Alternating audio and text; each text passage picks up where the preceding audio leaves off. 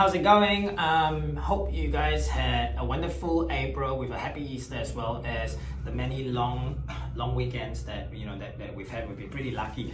We'll just dive straight into it with this month's update. I don't want to bore you guys with with small talk. I just want to try to keep this as interesting as possible. So the first thing I wanted to share is at the end of April, I came across an article that was written by news.com.au, which was actually really interesting. And the reason why I say it's interesting is that it actually wrote an article about one of the big underlying reasons for the current boom. So the one thing that we have seen from a local standpoint, from real estate agent point of view, is that obviously the market is crazy. Prices are going up like like a rocket ship. A huge part of that is obviously due to an influx of buyer, where a big part of those buyers are actually first home buyers in this market. We're probably seeing more first home buyers than we've ever seen. So here's the fun facts that I just realized.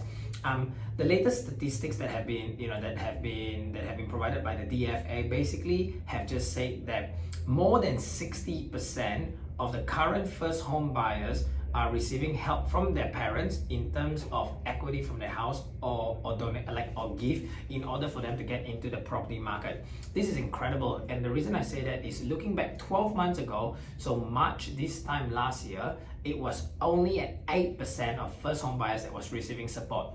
So, this explains why there are so many buyers out there with the ability to buy. And I think what's happening at the moment is basically family are forced to assist with their kids getting into the market with the fear that the market's going to take off like a rocket ship and they'll never be able to buy into the market.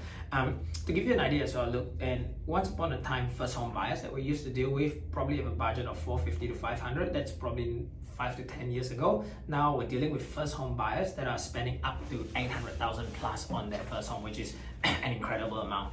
The next thing I want to touch about is house price trends since the start of COVID or lockdown. So I think we talk about house prices going up.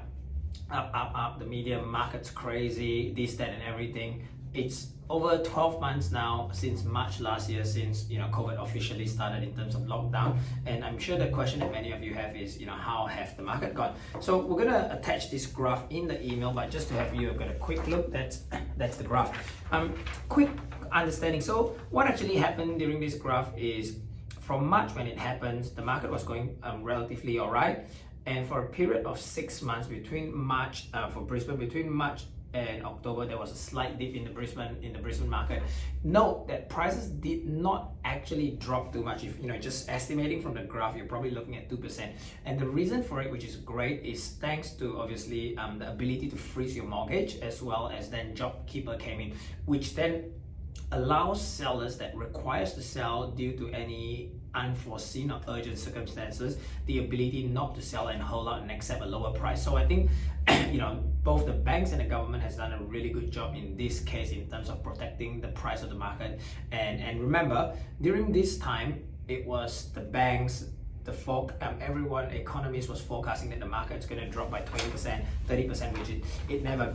And where it really took a turn, if you look at the graph across almost all states other than Melbourne, a bit later, probably due to the lockdown, is that from September all the way through to April, which is the month that's just passed, Brisbane have shown to be has increased over 10%. So that is a big increase, a big slope of an increase, which is great. The next thing you're gonna ask is, what has specifically happened in our local market? We listen to all this graph, and it covers Brisbane, it covers Sydney, it covers Queensland. Really, between you and I, we don't really care about that market as much as we do about where our property is. So I want to share from a local standpoint. Even better news.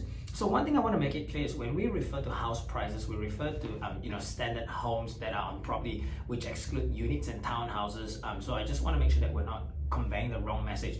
Unit and townhouses are doing relatively well. We've seen price increase probably anywhere between 2 to 6% and an increase in buyers. However, not to the level of what we're dealing with houses at the moment. So on our local front, in fact, we're finding that we're experiencing 10% growth just in the last 3 months alone. Sometimes 15, but if you're talking from September, we're talking closer to a 15 to 20% increase in our local area, places like Aspley, Fitzgibbon, Castledine, Breckenridge, Boondale, anywhere within 5 kilometers of our office in Aspley. And obviously, this is being driven by the lack of properties on the market, as well as multiple offer with the fear of missing out that buyers are currently facing. If you ask me, what's my biggest advice for potential sellers in the current market, obviously, we always get asked for advice. So the first thing that I want to say that if you own an investment or property that are situated in location, for example, backing onto the train line, close to high tension power line, close to main roads, properties like this is absolutely, honestly, hands on heart, the best time to consider selling your property. Prior to this crazy event that has happened in terms of the boom that we're facing at the moment, properties, for example, that are backing onto a train track will generally take anywhere between 60 to 120 days to sell, and generally at a discount between 5 to 10% compared to the same home literally across the very same street.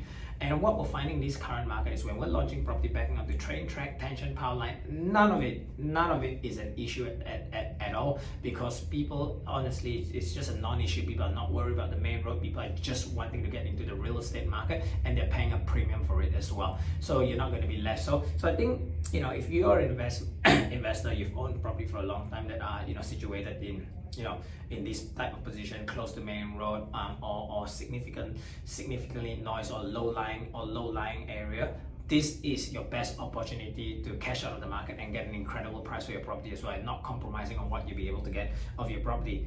And that's all I wanted to share today. If you have any other question, send us an email, give us a ring. We're here ready to help you. If you're looking to sell your property or you like personal advice, give me a ring. My team and I